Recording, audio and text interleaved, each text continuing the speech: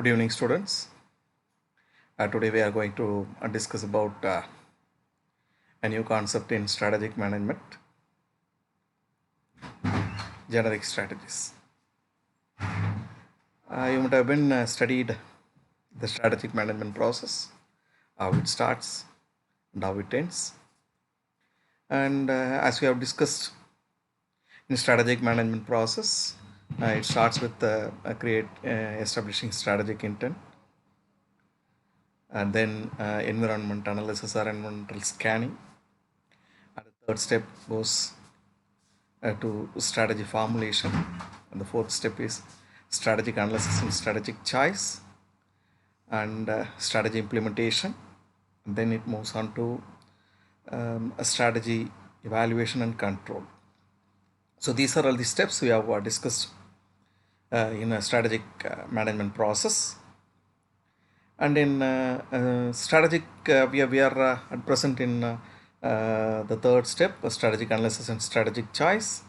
In strategic analysis and strategic choice, we have a lot of strategies in front of us as a business people. I just in my class I used to make use of that. You are running an organization. You have entered into a new business at present. Even though you are strong in that industry, you have entered into a new business. Due to a lot of competition, we have discussed in Michael Porter's 5 forces model and 5 force analysis that in order to sustain in a market, we have to make more. So we have discussed about Michael Porter's 5 forces model. If we pay more concentration on those 5 forces, we can sustain in the market as suggested by Michael E. Porter. And at present, we are in strategic analysis and strategic choice. So we have discussed about grand strategies like growth strategy, retrenchment strategy, stability strategy. Along with that, we are going to look for generic strategies.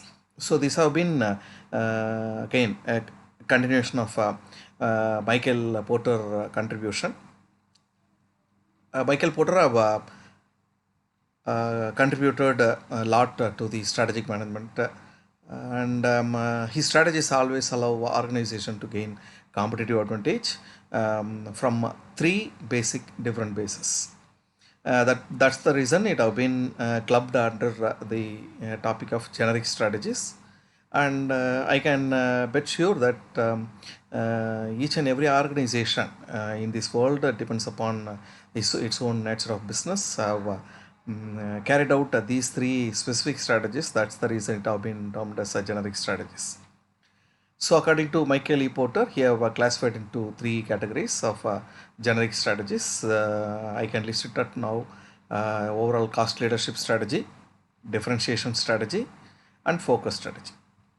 So these are all the three generic strategies we are going to discuss in this session. First, we'll discuss about overall cost leadership strategy. It is also called as a cost leadership strategy, and it also be called as a least cost leadership strategy. The overall cost leadership emphasis of producing standardized products at a very low per unit for consumers who are price sensitive. So usually customers can be classified into different categories based upon their purchasing power, their likes and dislikes, their tastes and preferences, their needs, wants, and desires. So some of the customers who belong to a category of price sensitive, they are more price sensitive. That is, they are very cautious in their price of the product what they purchase. So for those people, Porter have contributed and developed a strategy called as overall cost leadership strategies, where a company want to retain their customers who are price sensitive. They automatically concentrate on practicing this type of a strategy. That is, whenever they enter into the market with a new product or service, to a new market, they come with a low price strategy. So that's the basic ideology behind the overall cost leadership strategy. So while I am coming with a product into the market, I least bother about the competitors' prices. I come with a low price strategy because I want to cover the people or the customers who are price sensitive, who are more cautious in spending their money. So that's the ideology behind cost leadership strategy, right? For this, I can give an example of Geo. That's the best example at present because when they entered the market, telecommunication market, they came with a big bang approach of going with least prices, no price strategy. They just came with a no price strategy that comes under overall cost leadership. This, when compared to the other competitors, the pricing of Geo is very less, right? So that's the right example in this present scenario, overall cost leadership strategy. And the second strategy, what we call it as differentiation strategy. Differentiation strategy is a strategy aimed at producing products and services considered unique industry-wide and directed at customers who are relatively price insensitive. So this is a straightaway opposite strategy of overall cost leadership strategy, differentiation strategy. So here we are going to concentrate on the customers who are price insensitive. That is, they don't bother about the price, they bother about the quality and the differentiation from among other products in the market. Some uniqueness they expect. So say in order to capture those people, some of the company come with this type of strategy. We call it as a differentiation strategy. So they always enter into the market with a differentiated product or a unique product in order to focus only on the customers who are price insensitive. That is, they are least bothered about the cost of a product. They expect a certain differentiation among the market. Okay. Right example is Apple iPhones. Apple iPhones are costlier when compared to the other mobile phones in the market. Even though the sales is very high, and whenever a new model is entered into the market from Apple, it backs a lot of popularity and credibility. So the reason behind is when it is a high cost product, there must be some sort of lagging in the sales. But here, when compared to Apple products, that especially in iPhones, the sales is beyond the limit. The reason is who expect a differentiated or a unique product when compared to the other products, they least bother about the money and they try to purchase it. Right? So that's the right example for a differentiation strategy. So think it of about your nature of business, being a businessman, what type of strategy you are going to choose, either overall cost leadership or differentiation. Right? And the third strategy what we are going to discuss is about focus strategy. The focus strategy is one of the major generic strategy. Here, focus means producing products and services that fulfill the needs of a small group of consumers. The company or the organization or the business who want to adopt a focus strategy, they concentrate only on a particular group of people. They never bother about the major group of people. Usually in marketing management, we go for a market segmentation, this dividing of market. So we'll be divide the market based upon demographic factors, or based upon geographical factors, or based upon the process or the product, whatever may be the thing. While we divide it, we concentrate more on a certain group of people who only concentrate on purchasing or buying a certain brand or a type of product have been focused and trying to give that type of products along with certain offers. We call it as a focus strategy. The example for focus strategy, I can give it as Rasna. Rasna, it's an Indian brand. They will never compete with the international and national soft drink product. It's a soft drink, so we call it as a niche product, niche in a niche market. So what they used to say, they have their own set of customers.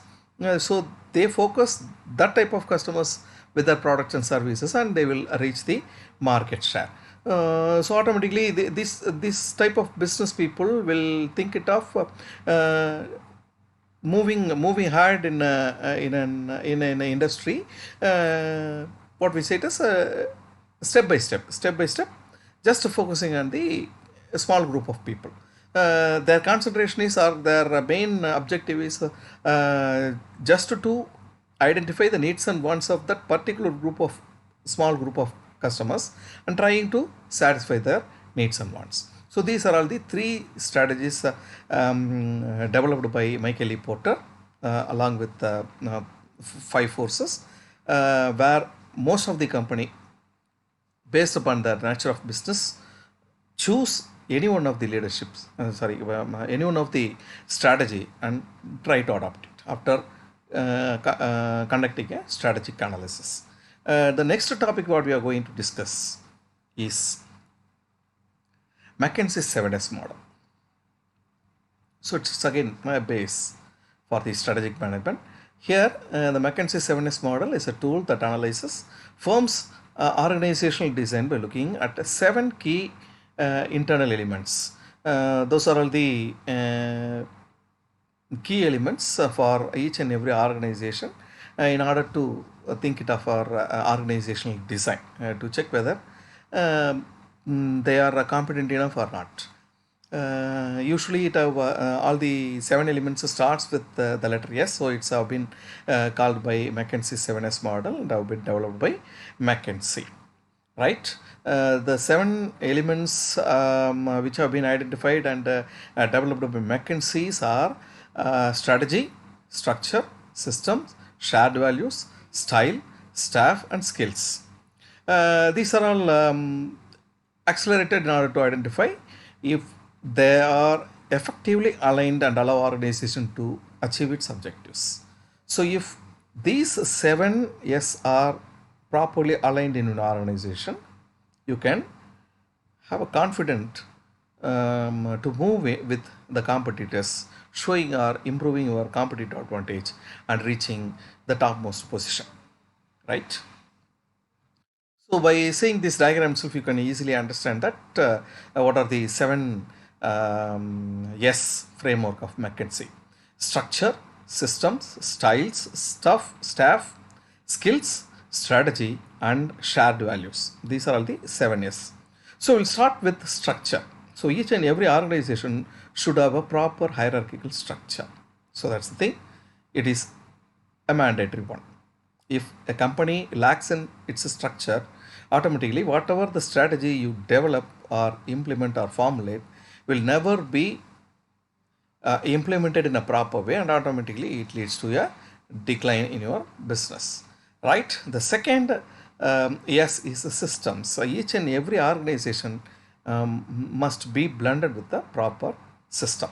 If it is not having a proper system, if it is not systematic, automatically each and every activity what you generate or you proceed automatically fails. The third one is the style. We call it as the leadership style. Style, here we denote that it is a leadership style. It depends.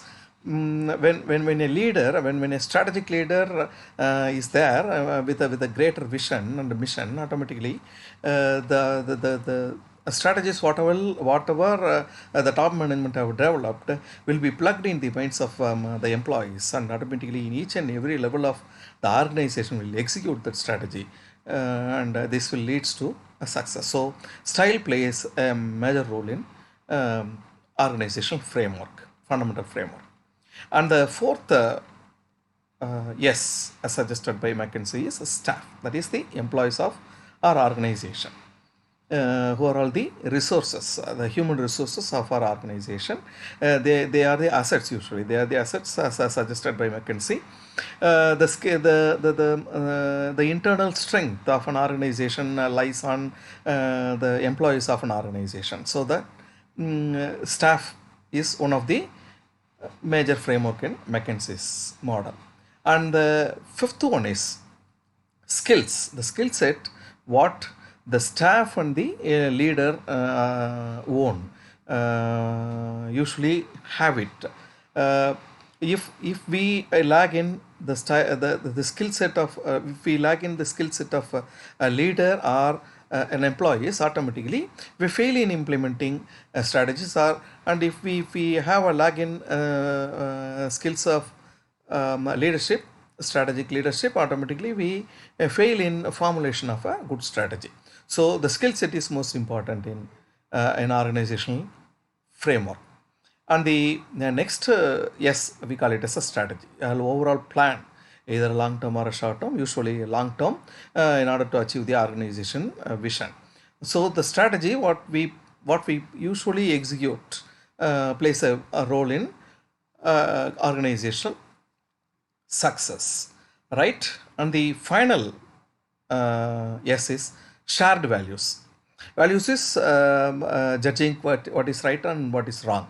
So it's all in the minds of the topmost people by each and every level of organization, either at a top level or a middle level or a lower level, as a whole, and the people who are all directly and indirectly related to the business organization and the stakeholders. Everyone must have a shared values. That is what is right and what is wrong, and doing an ethical way of business.